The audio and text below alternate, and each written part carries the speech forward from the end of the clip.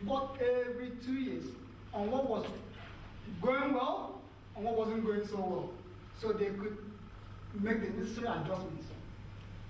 I understand that Nigeria also, in theory, had the same idea. So there was a committee set up to monitor the Nigerian Competition Act to report back on what was going well, what wasn't going well. However, nothing really happened. So the very first bill we have has come, what, nearly 9 years, 8.5 years after. Or do we want to adopt the American model, where in 1892, the case I told you about, when the court decided that the fact that the vessel had gone out or gone to California through a foreign port, in 1893, the US government actually said, that's fine. We will insert the word in any other port via. So we can do that. We can, every time we lose a case, like Nemasa has lost, I think they have lost almost 3 or 4 cases. Every time you lose a case, instead of fighting it back, just go back to government, amend this. It's easier than fighting it in court. The indigenous ship owners, I mean, like I said before, I mean, it's all about the oil for the Nigerian indigenous ship owners. But we can borrow from the Malaysian model where up until 2009, vessels will only go to Portland. International vessels. But what the indigenous ship owners did was, that's all we want. Only stop at Portland, but we will have vessels that will take the containers from Portland to other parts of Malaysia. And although people from Sabah and Sarawak states in Malaysia argue that these added an additional cost, but the point I'm trying to make here is the Nigerian ship owner should think outside the oil industry. You are not an oil a tanker owner. Think outside the industry. Think about containers. NIMASA, the Canadian model. Again, what Canada have done with their capitation act is they have an agency that doubles as a tribunal. So when things go wrong, they sit there and decide. NIMASA might want to think if it is better to get that kind of power where they can actually look at cases and say, okay, we can decide on this until it is challenged, rather than just always depending on the Nigerian court system to decide cases. Training, I mean, this is quite important because, particularly from the Maritime Academy perspective, if we have all the basic trainings, then we will not really need our young cadets when they finish. Sometimes they finish, they do 4 years, and then they come to Europe or Asia and have to do another 2 or 3 years to get basic certification. I mean, how much does it cost to have equipment in the academy? This is the kind of thing we should be thinking about. Do we have the equipment to allow us to get the training that we need so that our certificates are recognized outside Nigeria? The waiver provision, again, I have spoken a lot about this waiver. We can adopt either of the US, Indian, or Indonesian model. In the US, the waiver only applies in extreme conditions. The last time it applied was during Hurricane Sandy, when there was so much, devastation that they said, okay, vessels coming to US ports can visit 1 or 2 more ports. We can adopt that model to apply waivers only when it is very, very important. Or we can choose the Indian model, where they offer waivers in 5-year blocks. So they think, okay, we are not doing enough. We are not getting enough investment. We'll open up our cabotage policy for another 5 years.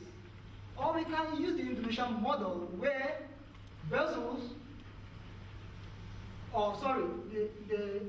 the act applied in every other sector apart from oil and gas.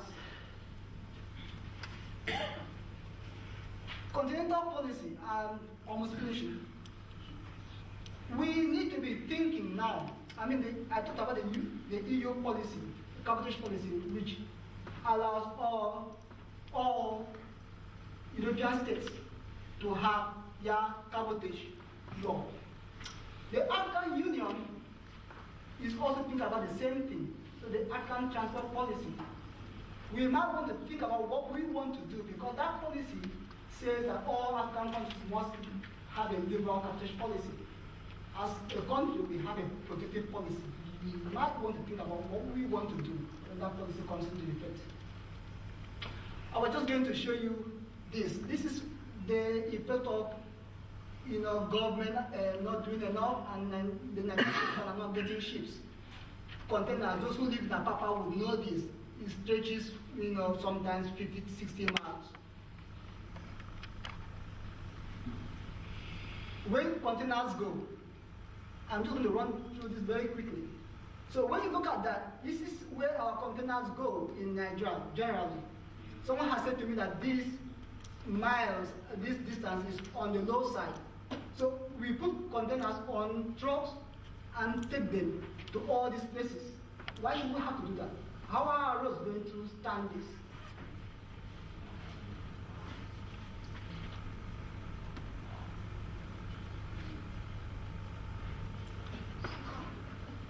Where should we start as a country? Framework with play strategy. That's what we need. We need to make sure we have a framework that says what we want to do, how we want to do it, and the time frames.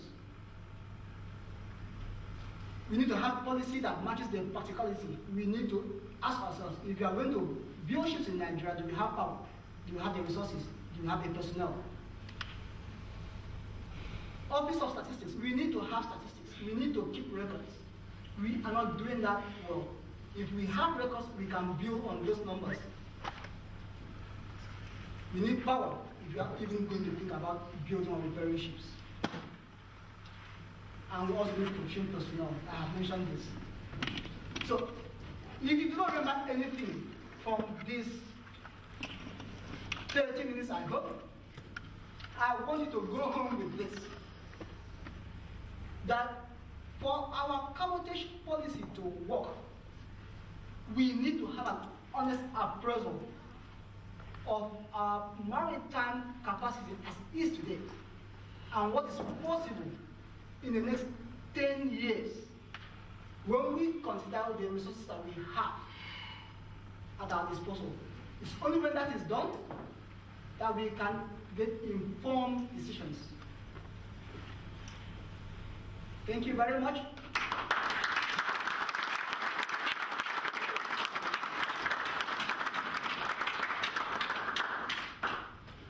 Anakin, thank you very much for a very informed but also passionate presentation. I'm going to move swiftly on so that we can get through the rest of the programme on time this afternoon, and ask my good friend Mr. Talaby, General Manager Health, Safety and Environment from NPA, to come and give his presentation.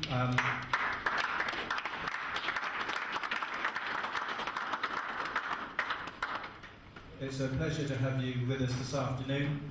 He and I have had a number of passionate discussions about risk and safety, so I'm sure he's going to keep us more wide awake than a strong cup of espresso coffee this afternoon. Good afternoon, ladies and gentlemen. I'm happy to be here at this summit, International Maritime Summit. I like adjectives a lot. The theme of the summit is building sustainable partnership for the Nigerian maritime sector. I'm sure, I'll just give a background before we go into the main theme. Partnership with who? In our own case, it's the private sector. So therefore, we are coming to this piece, 3 Ps. So I say building sustainable partnership with the private sector for the Nigerian maritime industry as a whole. We've got a good experience in this issue. The last speaker was talking of planning for 10 years.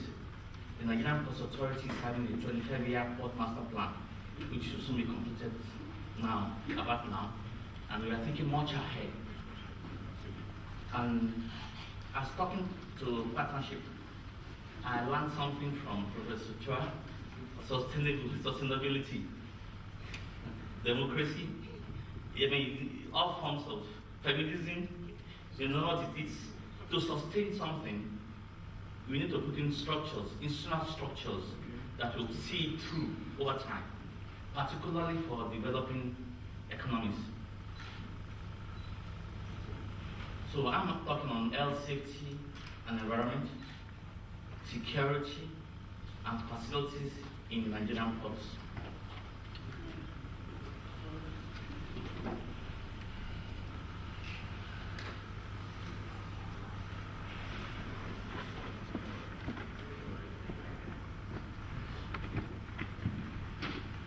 That's the content support, and I do an introduction.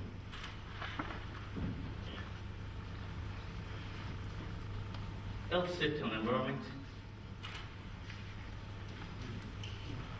and security facilities are complete terms that are interconnected in function but are independently distinct by definition. I won't bore you down with what HSE stands for really. You know, in the workplace, the health and safety of workers are important. Then the environment, the safety of the impacts made on the environment must also be taken care of, because we need to sustain the environment as well for the future.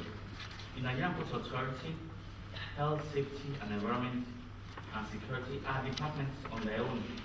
They stand alone and handle issues related to the health and safety of the people and facilities with respect to impacts resulting from operational activities to the surrounding environment.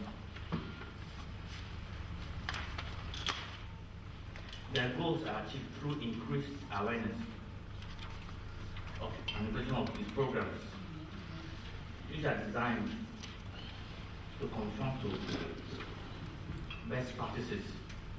We have this port-ocean facility, which are international requirements by guidance of the Marine and Environment Protection Council of the IMO, 6323, that's one, and then 24 to 25, section 51. We are one of the few African ports with the port-ocean facility that is standard, that's international and technology.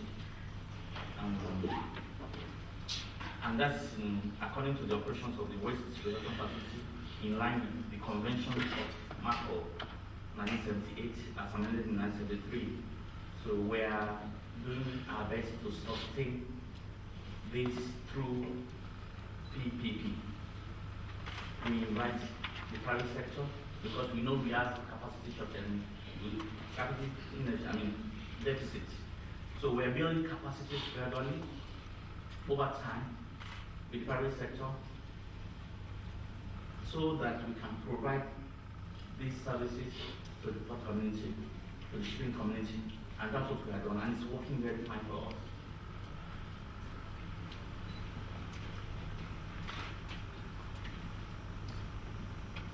The main purpose of HSE and security in Nigerian ports is to safeguard the lives and properties of the people, to create secure and conducive working environment within the maritime sector. The departments are settled with these functions. You know, our vision is to be a leading port in Africa. And one of the milestones is first to be the hub port in the West and Central African sub-region.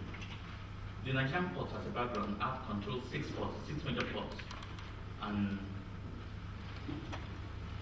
centrally located in Lagos. We control all these ports, and we intend, it's our goal to be the leading port in Africa, but the first milestone is to be the hub of the region, Central Africa region. We are not just for oil and gas alone. I know oil and gas contributes quite substantial traffic to our operations, we are developing capacities for all cargo, for the ships, for the ports. And you know, one thing we've noticed in democratic times, when the civilians, the politicians are in power, the volume of our throughput is always up. It's noticed from track record, I mean, from the political records. So we are building infrastructures in anticipation of the capacities, what capacities that are, because that's what causes congestion. As I will go on later on, you now know that when we concession, the ports are efficient, they can carry more throughput, more capacities can go through the ports. We are now planning for increased capacity provision in infrastructures so that we can meet up with future needs in the maritime sector. Again, we are doing this through PPP arrangements. And I think it should be, for us now, it should be sustainable because we've got experience in it. Before the concessioning of the Nigerian ports, we had that one port was been working on this arrangement, the Onet port.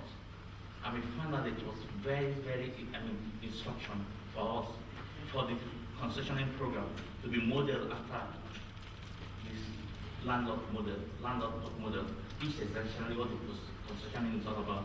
It has worked for us, so it was a good test case before it became a national thing.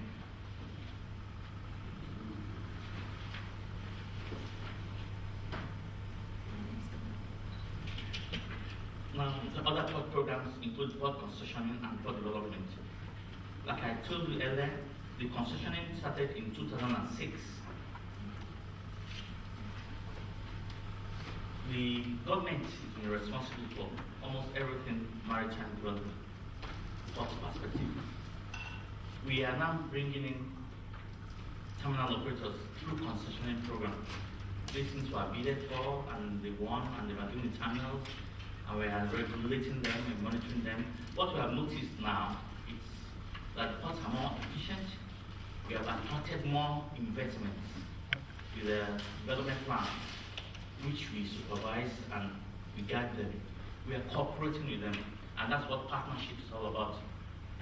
So we are partnering with these concessionaires who are now handling the operations of the ports, providing services to the industry, who are now more efficient. But I don't think the unit cost reduction has gone to the consumer anyway. I mean, as you expect from businessmen, they've done the business, and the reduction in unit costs has not been transmitted to the consumer of the products. We've had challenges in these areas as well, because the bidders, they were open, they were international, the bidding for the concessioning. And some Nigerian companies won, some multinationals won. As per the HSC LC equipment practices, we find out that the multinationals are a bit compliant to best practices because of their own practices too, which they imported to Nigeria. And we're encouraging the Nigerian-owned concessionaires to have the same standards, the same practices, the same guidelines, obey the same guidelines as the multinationals.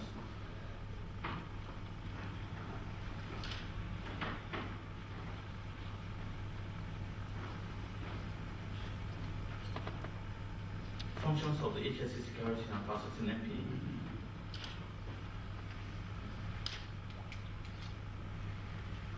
HSC performances are integral part of an efficient and successful port. The NPA HSC is committed to a sustainable development in that respect and care for the environment, both local and international standards. Now, the role of NPA facilities in port development. This is one area we have attracted investments. Because of the volume of trade in Nigeria, we have had good responses in almost all the PPPs we do. And there have been people who come, that we even competitive bidding, it's people respond. I think we have been lucky.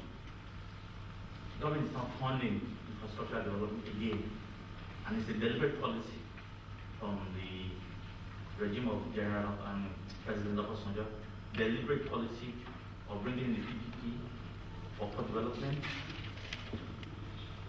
And it's a formula we use. The investor comes in with 60%. The federal government, because of the regulatory aspect, takes 20% through the Nigerian Ports Authority. Then the state government comes in with the other 20%. That makes 100%. This is done because of the experiences we had in Niger Delta. Which is one of the challenges we have in the Niger Delta problem. When you involve people, you carry them along. They don't destroy such infrastructure, such development. So the 60-20-20 ratio is a very good model. And it's been true for us. We have had successes in infrastructure development of the ports. One of the approaches we did was this, as I said,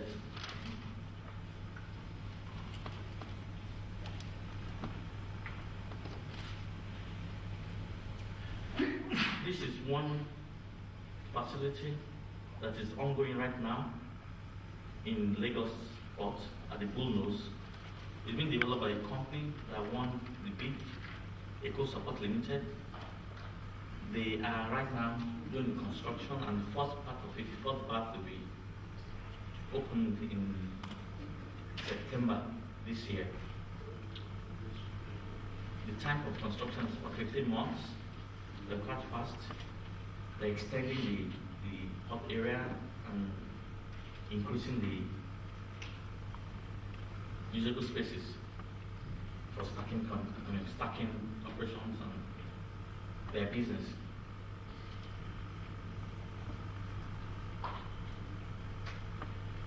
That's the old Bullnose, and they're going 150 meters into the water for what you saw.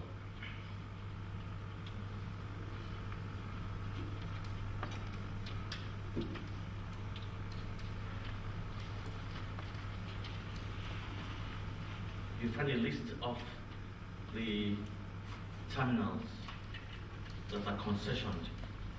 The whole of, right now, the whole of Nigerian ports, we are no longer in operation. Everything has been concessioned. You have concessionaires doing the operations in all the ports. That's the list. It's one of them. We just regulate, we guide them, and we monitor compliance. We look at the development plans, and the agency of government was one that midwifed it with advice from the Canadian company, CPS Transcom. So far it's been good, although there are talks of revising the terms of the concession agreement. But I think the concession has been successful.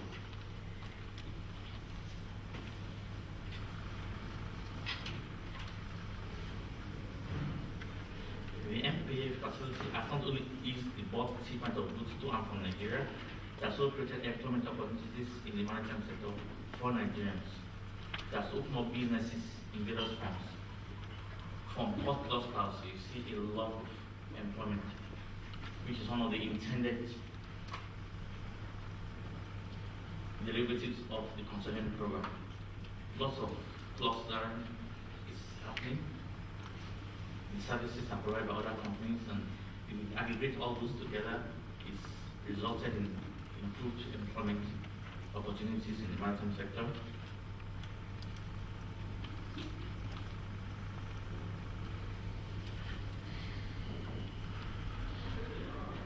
I talk on the role of MPA facilities in the development of the Nigerian port maritime sector continuing.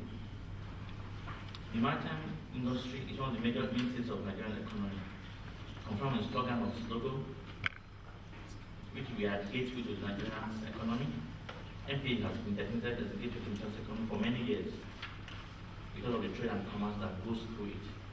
Every industry nexus to the Nigerian sector feels the ripple effect of any policy or strategy adopted in the ports. This is the reason why safety and security of MP is paramount. I'll show you pictures of ports that we facilities have proved, PPP facilities have proved very, very successful. We started this from unemployed, I told you earlier on the background. This is where landlord model was ongoing even when there were two ports. So the experience here was instructive in the construction process. Here you see the container terminal being developed by WACT, West African Continental Limited, on airport. That's Warri Port. That's our facilities, Calabar Port, and Lagos Port Complex. Challenges and threats. In addition to the normal function of the health, safety and environment, security, and parts all over the world, other localized responsibilities specific to Nigerian soil have been tackled by these teams. Management of risk associated with known and declared hazardous cargo. We detect managed or known risk elements in normal cargo. There are sometimes importation of radioactive substances. We have built capacity, and we're still building capacity in these terms by having experts, the Nigerian nuclear agency. We are cooperating with them, installing some scanners at the port to take care of risk from cargoes that are hazardous.